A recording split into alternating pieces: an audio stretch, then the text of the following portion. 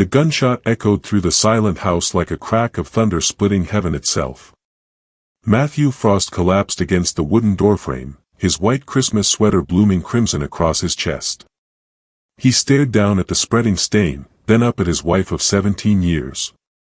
Jennifer stood motionless in their bedroom, the pistol trembling in her hands, her face a mask of something he couldn't name, not quite horror, not quite relief. Just emptiness. Jen. His voice came out in a wheeze, disbelief threading through the pain. What did you?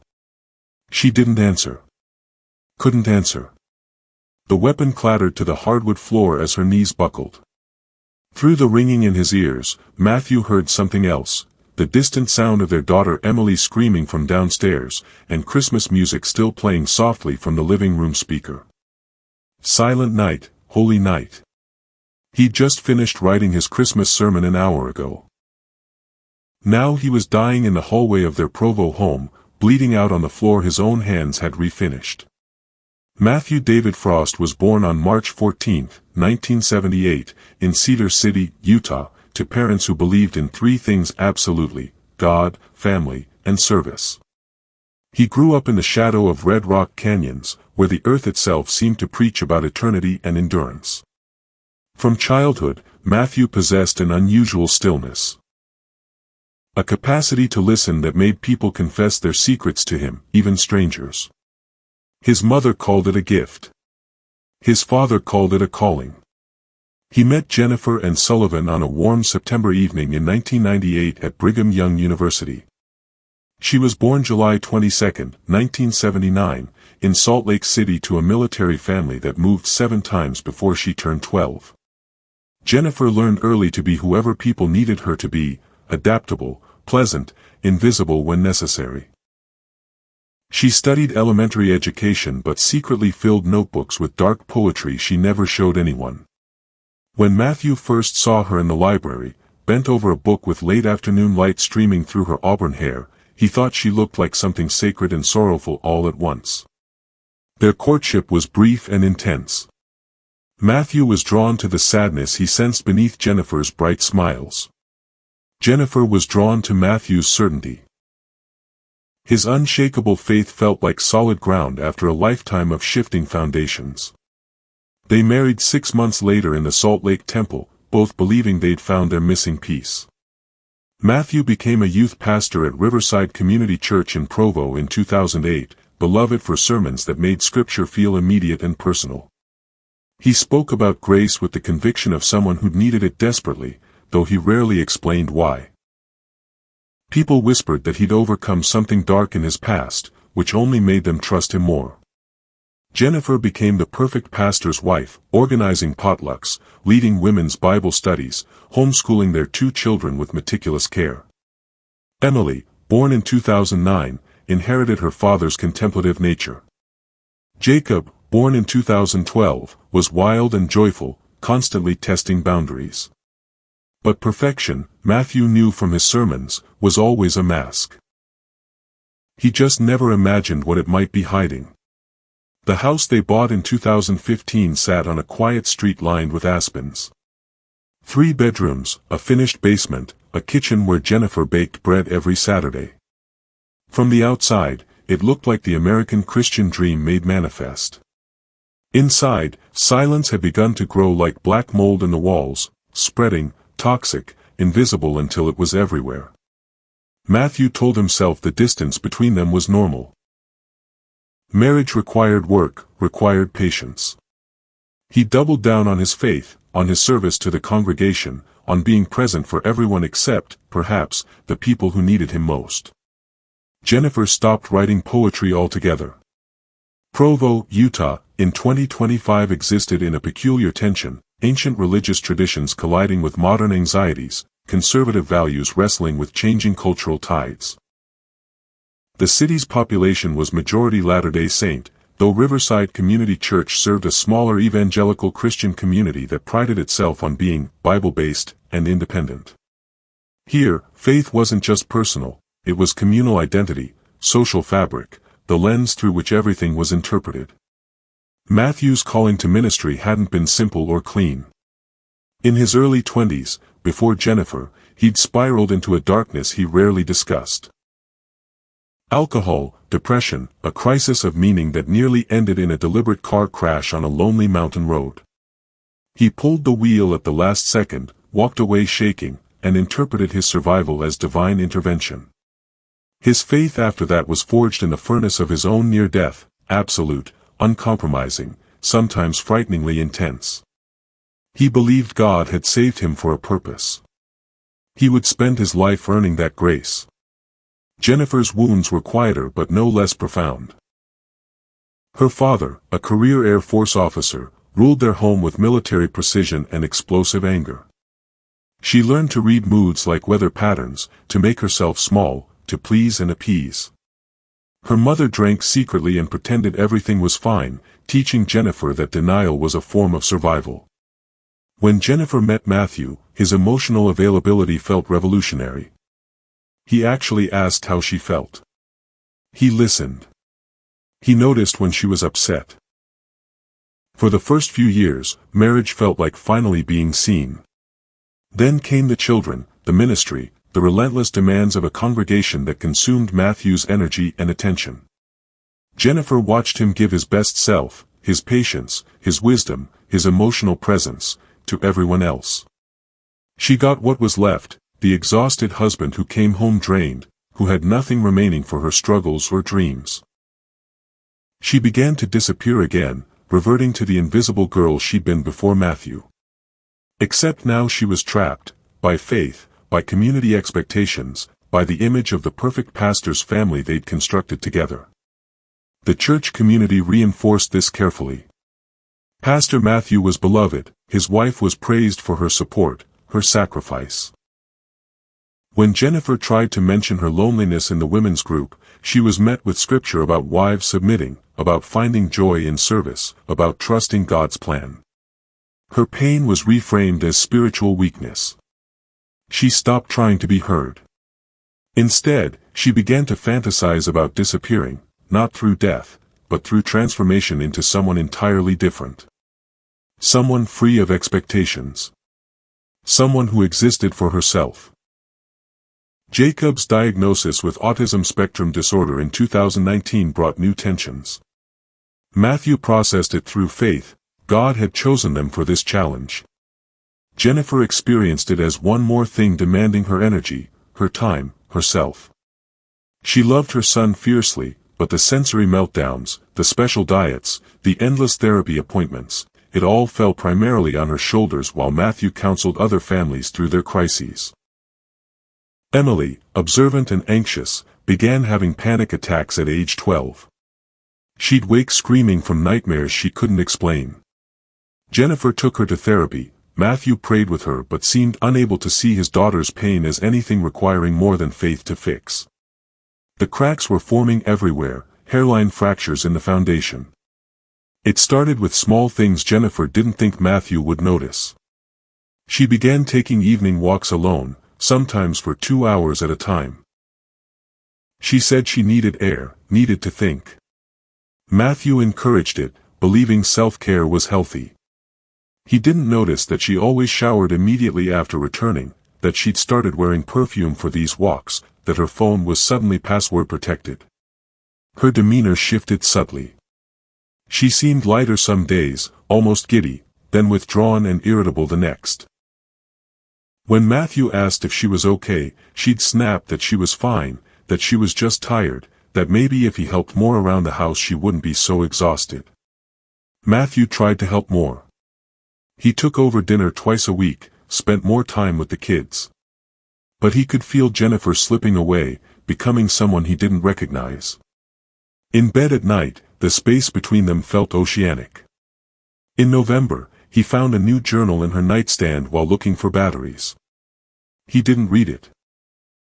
That felt like betrayal, but he noticed the lock on it, small and brass. When had Jennifer started keeping secrets? The congregation noticed too. Sister Patricia mentioned that Jennifer had seemed distant at the last women's brunch.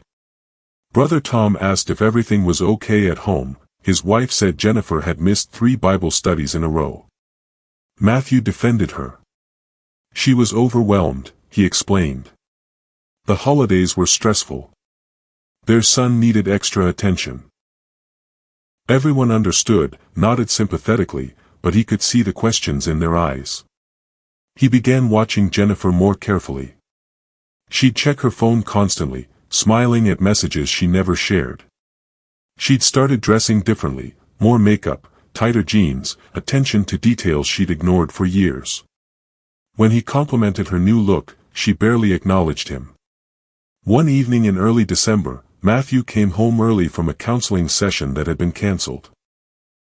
Jennifer was in the bedroom on the phone, speaking in a low voice. When she heard him, she quickly ended the call. "Who was that?" he asked casually.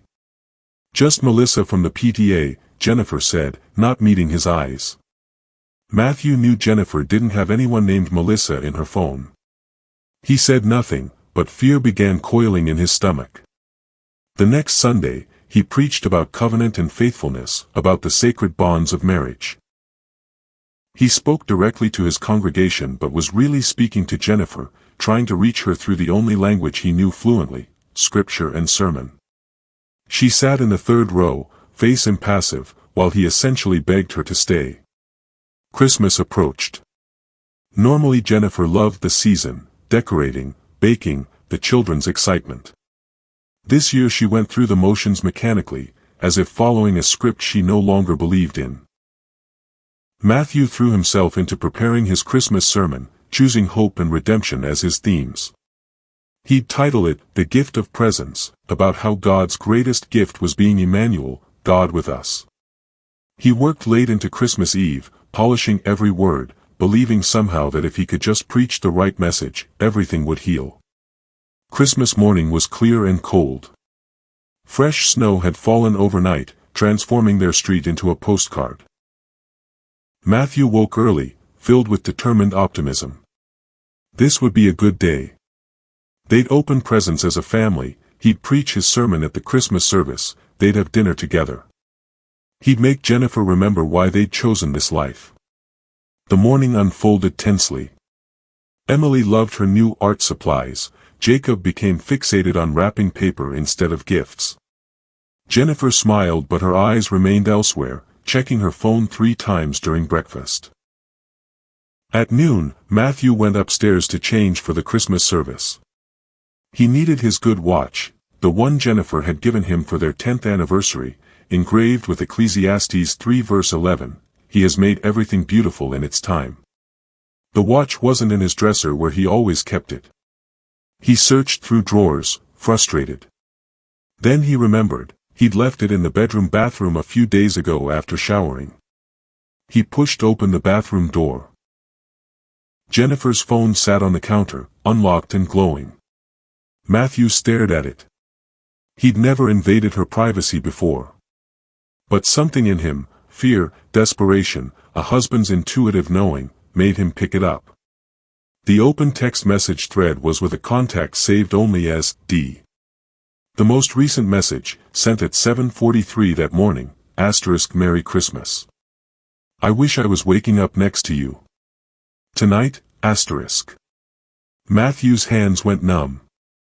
He scrolled up, his heartbeat roaring in his ears. I can't keep doing this. *. You said you'd leave him after the holidays, *. When are you going to tell him, *. Last night was incredible.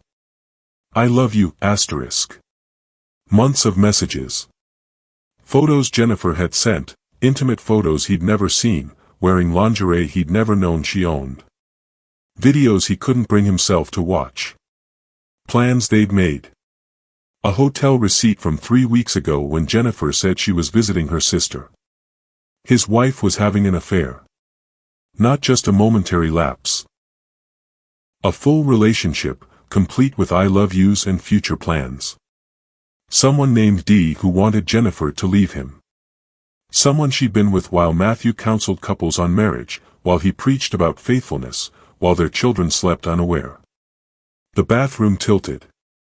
Matthew gripped the counter, bile rising in his throat. How long? How could he not have seen it?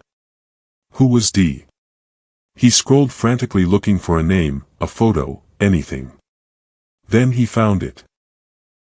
A selfie Jennifer had sent last week. She was smiling, genuinely happy in a way Matthew hadn't seen in years. And partially visible in the mirror behind her was a man's hand on her shoulder. The hand wore a distinctive turquoise ring Matthew recognized immediately. David Chen. Brother David. A member of their church. A man Matthew had counseled through his divorce 2 years ago, had supported, had trusted.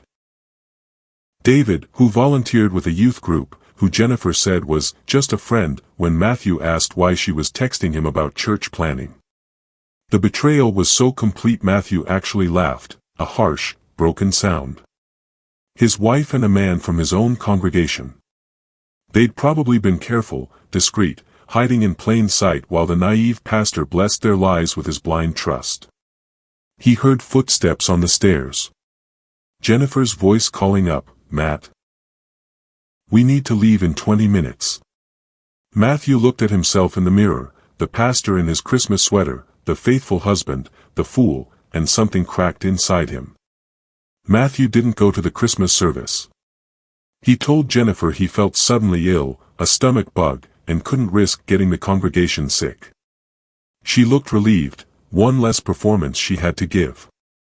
She took the children to her mother's house for the day, and said she'd be back by dinner. The moment the door closed behind them, Matthew began to search. Jennifer's locked journal took 30 seconds to open. He'd installed the doorknobs in this house, understood how simple locks worked. Inside, pages and pages of her handwriting, entries dating back 18 months. March 15, 2024, I don't think Matthew sees me anymore. I'm just a function he's married to, cook, mother, church organizer. I can't remember the last time he asked about my dreams. Do I even have dreams anymore? June 2, 2024, David really listened today. He asked what I wanted, not what I should want. I haven't been asked that in years. It felt dangerous and wonderful, August 19, 2024, I kissed him. God help me, I kissed him and I felt alive for the first time in so long. Matthew would say I'm breaking covenant. But haven't we already been broken? Can you betray someone who's already abandoned you emotionally? October 30, 2024, I'm leaving. After Christmas, when the kids are distracted with New Year's, I'm telling Matthew I want a divorce. David wants me to move in with him. I know the church will crucify me. I know I'll lose everything. But I can't keep being this ghost, Matthew read until the words blurred. Each entry was a knife, revealing not just Jennifer's betrayal but his own failure. Every moment he'd chosen the congregation over his wife, every time he'd been too tired to really listen, every instance he'd let their marriage starve while he fed everyone else. But understanding didn't equal forgiveness. Understanding just made the pain more complex. He found the hotel receipts hidden in a box in her closet, 6 different dates over the past 4 months. Bank statements showing cash withdrawals she couldn't explain. A second phone, cheap and prepaid, with only one contact. David. Matthew called the number. It rang 4 times, then voicemail, "You've reached David. Leave a message." That voice. Friendly David with his easy smile, his offers to help with church events, his sympathetic ear when Matthew mentioned marriage struggles. How many times had David sat in Matthew's office receiving advice while sleeping with his wife? How many church services had they all attended together, playing their roles? The rage that rose in Matthew was righteous and terrible. Old Testament fury, the kind that toppled temples. He wanted to destroy something, someone. He wanted David to hurt the way he hurt. He wanted Jennifer to understand the magnitude of what she'd done. But beneath the rage was something worse, grief. The death of who he believed Jennifer to be, who he believed they were together. 17 years of shared history suddenly recontextualized as lies. Every smile questionable, every "I love you" potentially hollow. He found Emily's journal too, left open on her desk. His daughter's anxious scrawl, "Mom seems happier lately but also sadder somehow. Dad doesn't notice anything. They barely talk anymore. I hate that I notice. I wish I was little again when everything seemed okay." Even his children had seen what he'd been too busy to see. Matthew stood in the wreckage of his office, papers scattered, journals open, his phone full of evidence, and faced an impossible question: what now? The pastor in him said pray, forgive, seek healing through faith. The husband in him wanted blood. The man beneath both roles just wanted to understand how his life had become unrecognizable. Matthew sat in his office until darkness fell, surrounded by evidence of his dismantled life. He opened his Bible to Job, the righteous man who lost everything, who questioned God directly. "Though he slay me, yet will I trust in him." But Job's faith had been tested by external forces.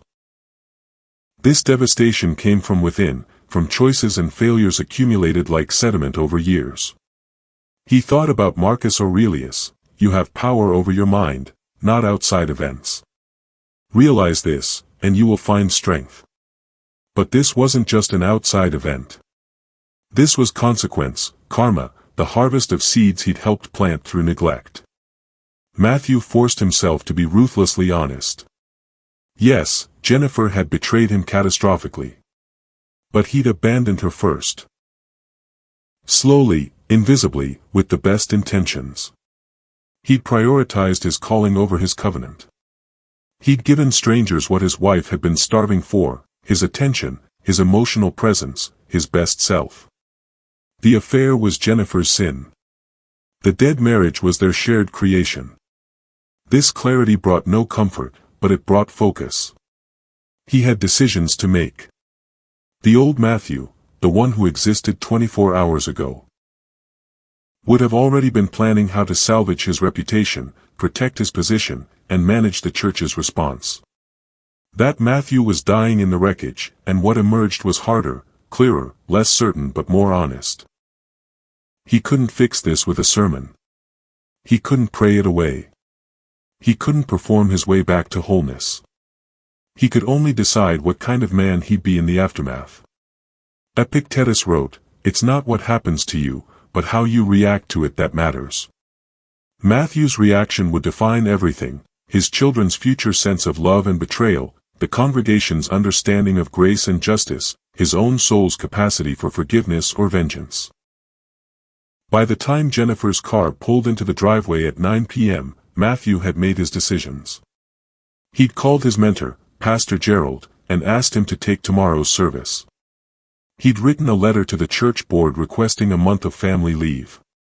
He'd booked a session with a marriage therapist for next week, with or without Jennifer. And he'd decided to confront his wife directly, honestly, without the protection of pastoral performance. Jennifer walked in looking exhausted. She hung up her coat, kicked off her shoes, and didn't seem to notice Matthew sitting in the darkened living room until she turned on the light. "Jesus, Matt, you scared me. Why are you sitting in the dark? We need to talk. Can it wait? I'm exhausted, Anne. I found the messages. I found the journal. I know about David." The color drained from Jennifer's face. For a long moment she just stood frozen in the entryway, car keys still in her hand. Then she set them down carefully on the hall table, her movements precise, controlled. "Where are the kids?" she asked quietly. "Still at your mother's. I asked her to keep them overnight. I told her we needed time to talk. She assumed we were working on the marriage." Matthew's voice was steady but his hands were shaking. He clasped them together. "She has no idea how right she was." Jennifer walked slowly into the living room but didn't sit. She stood by the fireplace, staring at the family photos on the mantel, their wedding, the kids as babies, vacations they'd taken back when they still enjoyed each other's company. "How much do you know?" she finally asked. "Everything. The affair with David. The hotel receipts. Your plan to leave after Christmas. All of it. She nodded slowly, and something in her posture shifted, not quite relief, but the exhaustion of someone who'd been holding a weight and could finally set it down. I don't know what to say. Start with why. Matthew's control was fracturing. Why him? Why not talk to me first? Why betray everything we built? Everything we built. Jennifer turned to face him, and there was something new in her eyes, anger, years of it, finally unleashed. You built a ministry, Matt. A reputation. A perfect pastoral family to parade in front of the congregation. I was just supposed to smile and support and disappear into the role. That's not fair. Isn't it? Her voice rose. When's the last time you asked about my dreams? My struggles? My actual feelings about anything that didn't relate to the church or the kids? You're so busy saving everyone else's marriage you didn't notice ours was dying. So you fucked David Chen. Matthew rarely swore, the word felt sharp and ugly in his mouth. That was your solution. Instead of talking to me, going to counseling, trying to fix what was broken, you just betrayed me. I tried talking to you. Jennifer was shouting now, months of suppressed pain erupting. For years I tried. But you were always too tired, too busy, too consumed with other people's problems. You'd come home empty and expect me to just accept it. You gave away everything I needed to strangers while I starved. That doesn't excuse what you did. I'm not asking for excuses. Tears were streaming down her face now. I'm trying to make you understand that I was drowning. David paid attention. David listened. David made me feel like I existed, like I mattered for something beyond my function in your life. Matthew stood up, his own anger breaking through. So our covenant meant nothing.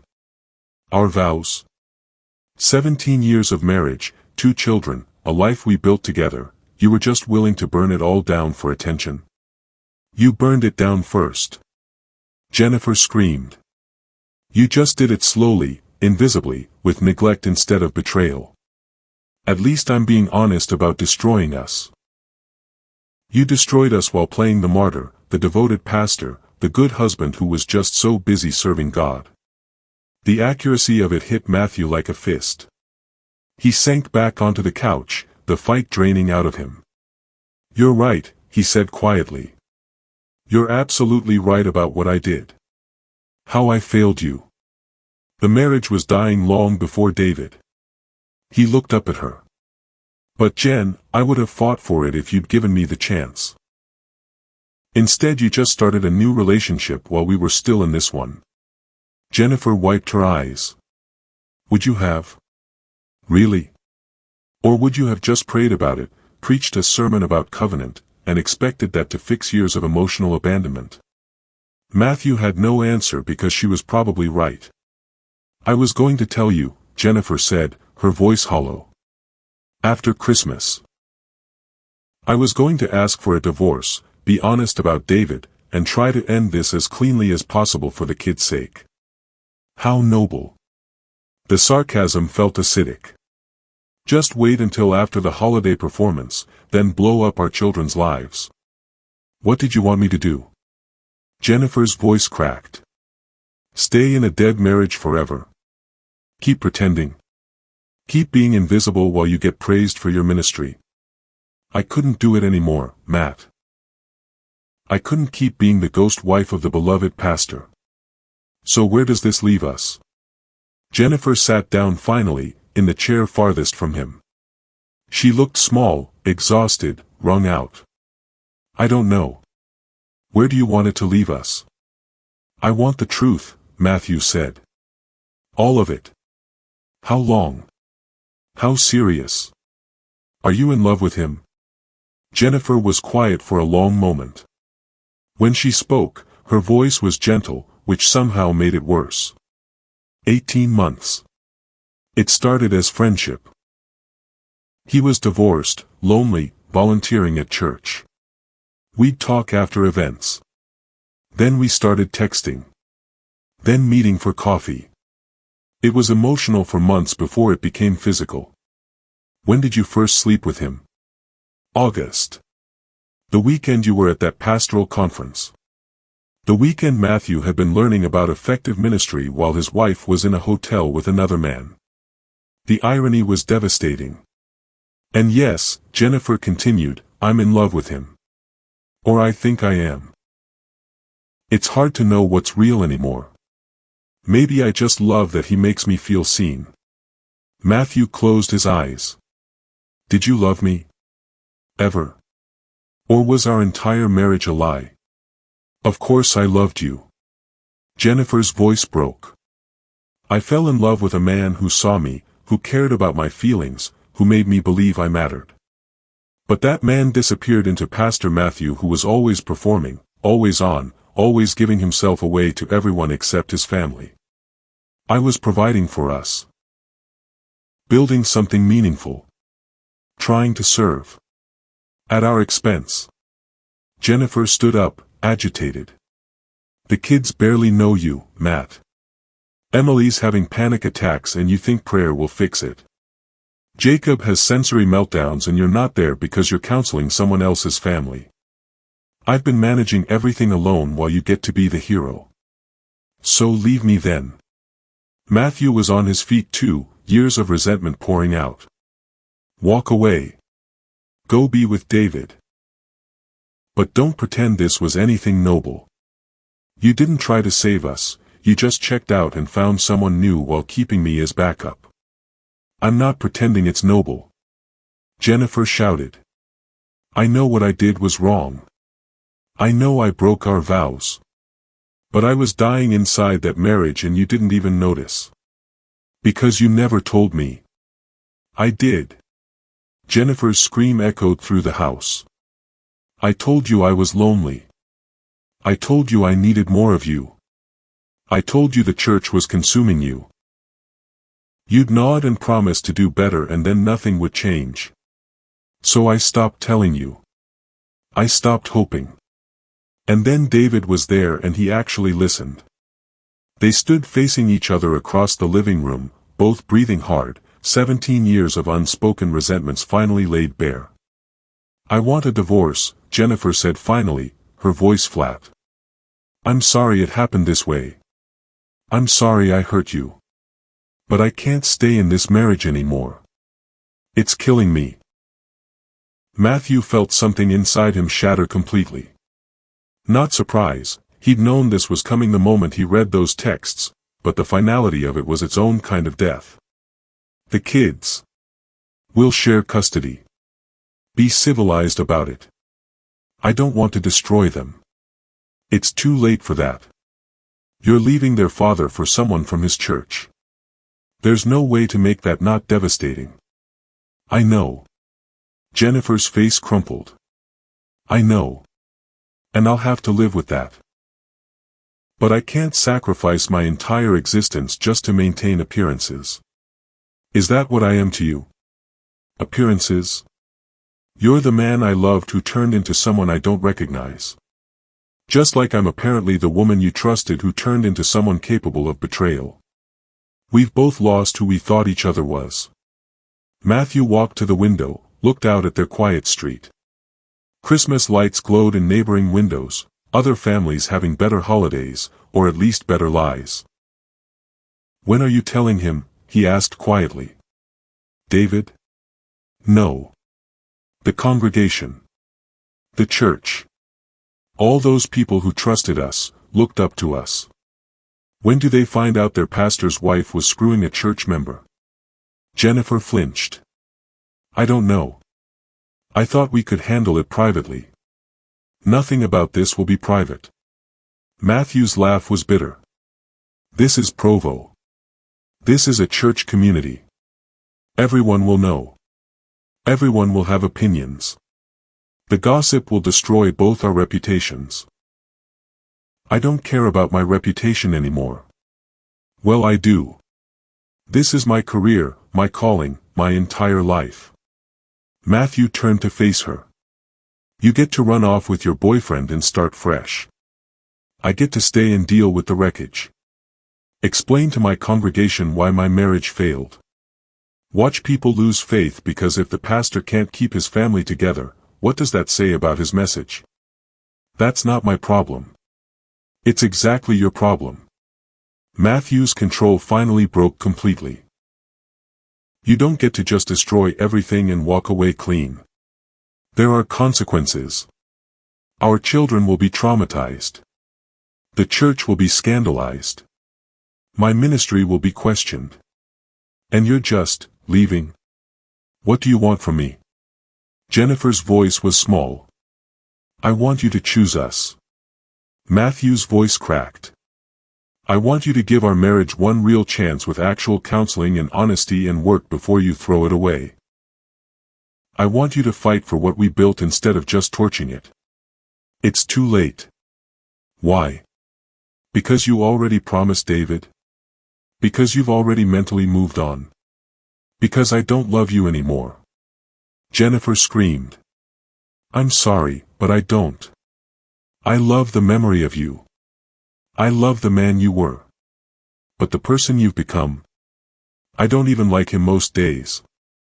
You're self-righteous and absent and so caught up in your own martyrdom you can't see anyone else's pain.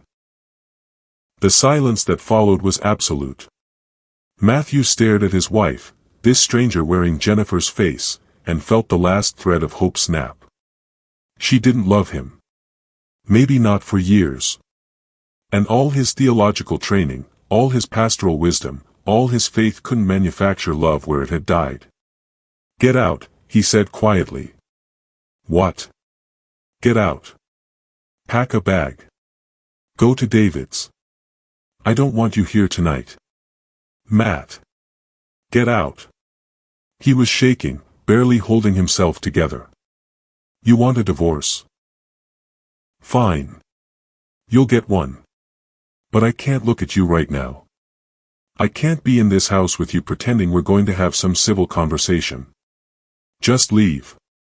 Jennifer stood frozen, tears streaming down her face. Where will I go?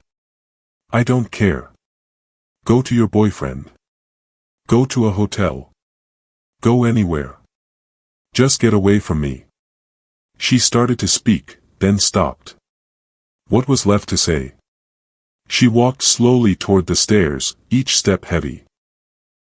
Matthew listened to her footsteps overhead, drawers opening and closing, the zip of a suitcase. When she came back down, bag in hand, she paused at the door. I really am sorry. For all of it. So am I, Matthew said. But sorry doesn't fix this. Jennifer opened her mouth, closed it, then walked out into the cold December night. Matthew waited until he heard her car leave. Then he walked upstairs to their bedroom, his bedroom now, and saw the gun safe standing open. His pistol, which he kept for home protection, was sitting on the nightstand. Jennifer must have taken it out for some reason, then forgot to put it back when she was packing. Matthew picked up the weapon, felt its weight in his hand. For one terrible moment he understood why people chose not to survive their devastation. Then he locked it back in the safe, sat on the edge of the bed, and finally let himself break. The gunshot that opened this story came 3 hours after Jennifer left. She'd gone to David's apartment, told him everything through tears, accepted his comfort and promised that everything would be okay. But as the night wore on, guilt consumed her. Her children were at her mother's, asking when mommy was coming home. Her husband was alone in their house, devastated. Her entire life was imploding. At 1 a.m., she drove back home to get more of her things, to maybe try to talk to Matthew one more time, to see if there was any path forward that didn't feel like complete destruction. She found him passed out on their bed, an empty whiskey bottle on the nightstand, Matthew who rarely drank, who'd preached temperance. He looked broken, vulnerable, nothing like the controlled pastor everyone knew. Jennifer sat on the edge of the bed, watching him sleep, overwhelmed by conflicting emotions. Love and resentment. Guilt and anger. Grief for what they'd lost and relief that the pretending was finally over. Then Matthew woke up. Groggy, disoriented, He saw her there, and for a moment his face lit up with hope. Maybe she'd come back, maybe she'd changed her mind. Then reality reasserted itself and his expression hardened. "What are you doing here?" "I came to get more clothes." "And to?" "I don't know. See if you are okay." "Do I look okay?" His voice was harsh with alcohol and pain. "No. Neither am I." They sat in horrible silence. Then Matthew said, "I want to hate you.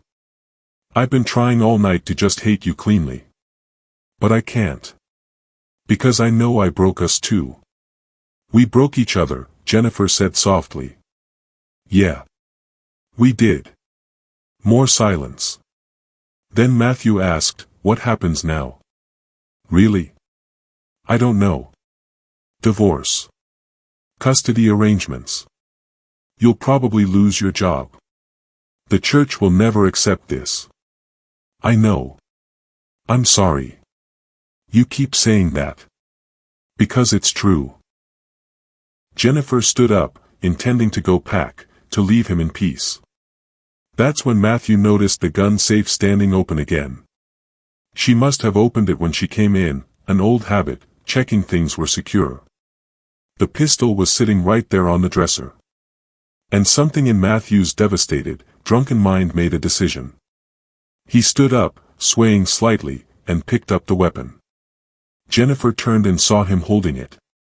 "Matt, what are you?" "I can't do this," he said, his voice breaking. "I can't watch you leave. Can't face the congregation. Can't explain this to our kids. Can't rebuild from nothing. I'm so tired, Jen. I'm just so tired." Jennifer's heart stopped. "Put the gun down. You destroyed me. You destroyed everything. And I helped you do it. We're both guilty, and there's no way forward that doesn't hurt everyone. Matthew, please." She stepped toward him, hands outstretched. He turned the gun toward her. Not threatening, just holding it between them. "Stay back." "I'm not going to stay back while you hurt yourself." "Why not? You've been hurting me for months. Put the gun down and we can talk." "We did talk." His voice cracked. "It didn't fix anything. You still don't love me. I still failed. Everything is still destroyed." Jennifer made a choice in that split second. She lunged for the gun, trying to grab it from his hands. They struggled, both pulling, neither thinking clearly. Matthew was bigger but drunk and uncoordinated.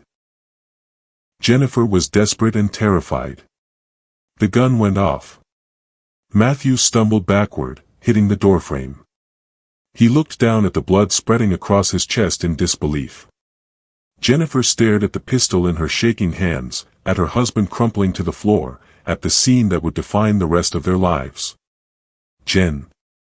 Matthew whispered. "What did you?" Then Emily was screaming from downstairs. She'd come home early, walking in to find her father bleeding in the hallway. And reality became sirens and paramedics and police and questions no one could answer cleanly. Matthew survived. The bullet missed his heart by inches, collapsed a lung, required 2 surgeries.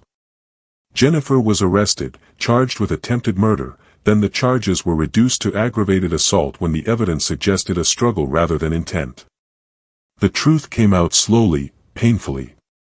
The affair. The confrontation. The gun. Everyone had theories. It was domestic violence, it was self-defense, it was an accident, it was attempted murder-suicide.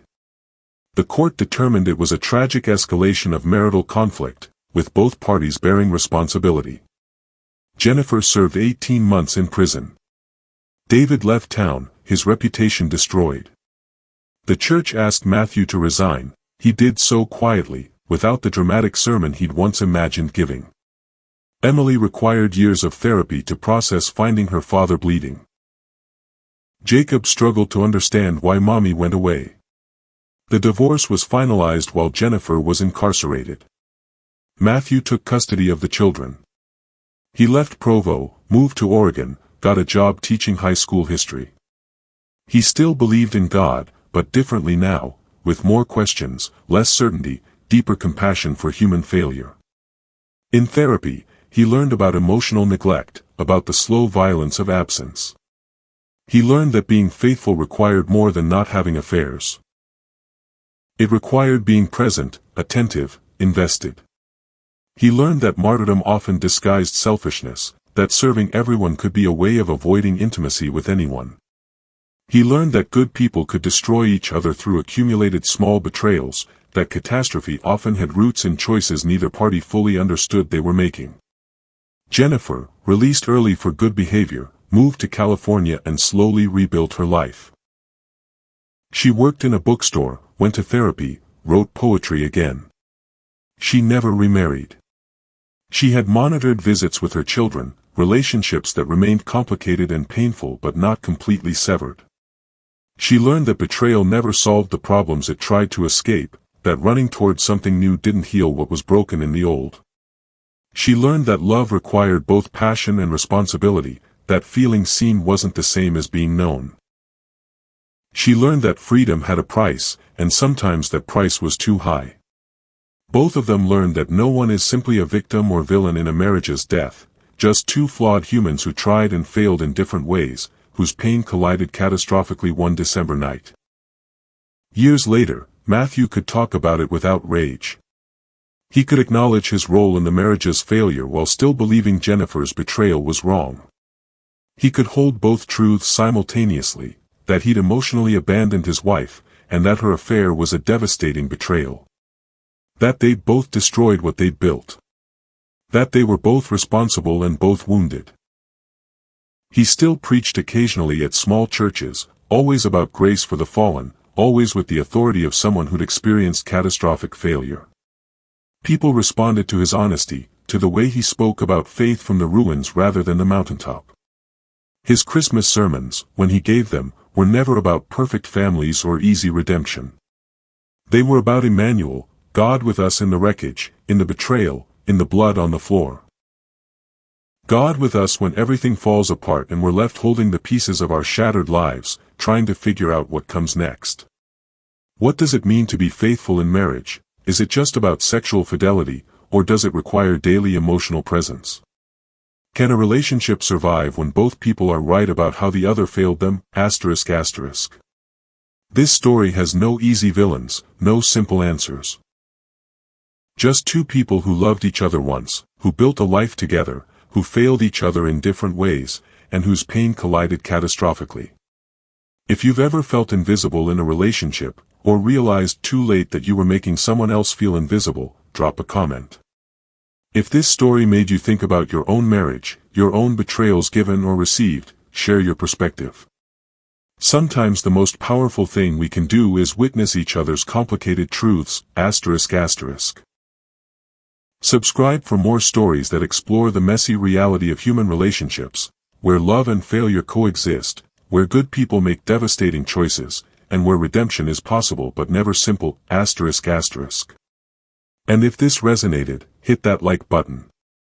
Not because the story has a happy ending, but because honest stories about human failure matter. They remind us we're not alone in our struggles, our regrets, our attempts to rebuild from the rubble of our own worst moments. ***. What would you have done differently? Let me know in the comments. ***.